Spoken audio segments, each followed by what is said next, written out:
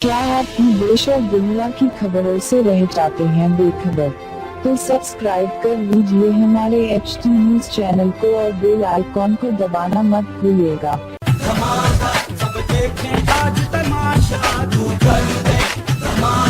रोमांचक मुकाबले में मोहम्मद शमी की हैट्रिक ने दिखा दिया कि उनमें कितना दम है।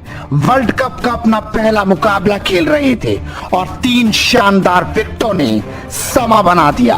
भारतीय टीम को जीत तो दिलाई, साथ ही रिकॉर्ड भी कायम कर लिया। सबसे पहले तो 49.3 ओवर में मोहम्मद शमी ने मोहम्मद नबी को शानदार गेंद डाली और उन्हें पवेलियन की राह दिखाई। उन्हें पता नहीं चला कि क्या होगा। दरअसल गेंद सीधा ब्लॉक हॉल में थी। वो उठाकर मारना चाहते थे और गेंद सीधा हाथों में चली गई। अगली गेंद थी शानदार गेंद। आफताब आलम खेल रहे थे और मोहम्मद शमी ने वो दूसरी ही गेंद पर उन्हें क्लीन बोल्ड कर दिया। उन्हें पता नहीं चला ये क्या हुआ और मैच टीम इंडिया के पक्ष में आ गया।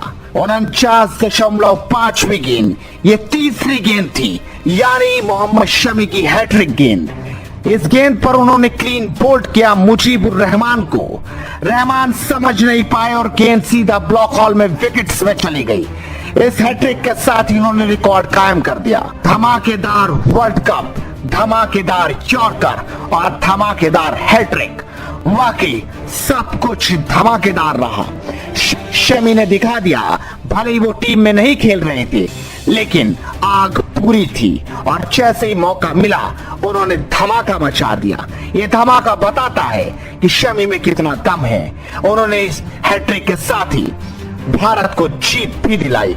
वाह शमी वाह।